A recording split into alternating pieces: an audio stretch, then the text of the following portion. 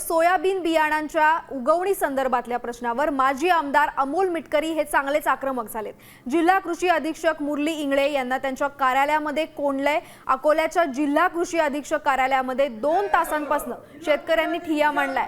उगवण चाचणीमध्ये नापास झालेल्या कंपन्यांचं बियाणं शेतकऱ्यांच्या माथी मारल्याचा गंभीर आरोप होतोय।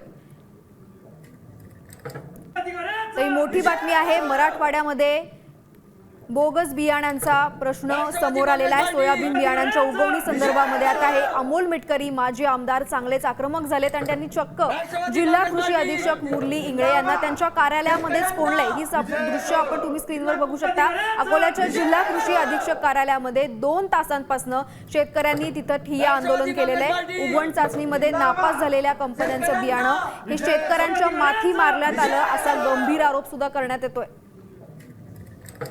राष्ट्रवादी काँग्रेस पार्टी जिंदाबाद, शेतकऱ्यांचा विजय असो, जिल्हा कृषी अधीक्षक मुर्दाबाद,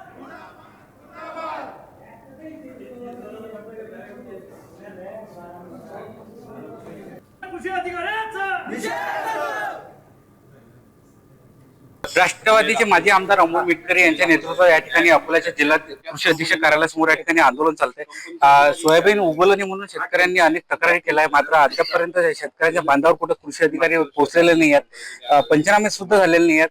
त्यामुळे या ठिकाणी पोहोचत राष्ट्रवादी पक्ष आणि शेतकरी संघाचा आक्रमक झालेला आहे। चक्क या ठिकाणी जिल्हा कृषी अधीक्षक जे आहेत मुरली इंगळे त्यांना कोंडून ठेवलेला आहे, लॉक लावून ठेवलेला आहे। या ठिकाणी पोलीस त्यांची समजूत काढण्याचा प्रयत्न करतात। नेमकं या संदर्भात बोलण्याची सुद्धा काय परिस्थिती?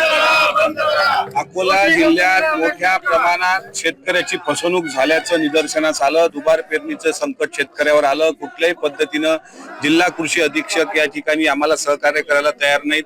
त्या कंपन्या ब्लॅकलिस्ट करा असं म्हणतो तर ते आम्हाला अधिकार नाहीत। एकीकडे कृषी मंत्री अधिनियम विधिमंडळात वाचून दाखवतात आणि दुसरीकडे कृषी विभागातले अधिकारी म्हणतात आमच्या हातात काही नाही। ही बाब गंभीर आहे। अकोला जिल्ह्यातला हा प्रश्न अत्यंत गंभीर आहे। पोलीस प्रशासनाला यातलं काहीच माहित नाही, त्यामुळे त्यांनी पण आम्हाला सहकार्य करण्याऐवजी ते आम्हालाच इथं काय अटक करायला आले का चहा पाजायला आलं ते त्यांना माहित। पण मुळामध्ये जिल्हा कृषी अधीक्षकाचं कंपन्यांसोबत जे साटलोट आहे म्हणजे जिल्हा कृषी विभागाचं ते यातून निदर्शनास येते। माझ्याकडे हे यादी आहे की जे कोर्टात यांच्या केस प्रलंबित आहेत 2025-26च्या। याच्यामुळे याच्यामध्ये ओसवाल, केडीएम, रवी सीड्स, अंकुर सीड्स, ईगल सीड्स आणि याच बियाण्यांसोबत म्हणजे याच कंपन्यांसोबत इथे अवंतिका, रवी सीड्स, बुस्टर सीड्स, इनोवेज, उन्नती यांच्या तर सोयाबीन बियाणांच्या उगवणी संदर्भातल्या प्रश्नावर मिटकरी चांगलेच आक्रमक झालेले दिसतायत। कंपन्यांना ब्लॅकलिस्ट करावं अशी मागणी त्यांनी केलेली आहे आणि जिल्हा कृषी अधीक्षक मुरली इंगळे यांना त्यांच्याच कार्यालयामध्ये मागच्या 2 तासांपासून कोंडण्यात आलंय। अकोल्याच्या कृषी जिल्हा अधीक्षक कार्यालयामध्ये हा सगळा प्रकार घडतो। राष्ट्रवादी काँग्रेस पार्टी जिंदाबाद, शेतकऱ्यांचा विजय असो, जिल्हा कृषी अधिकारी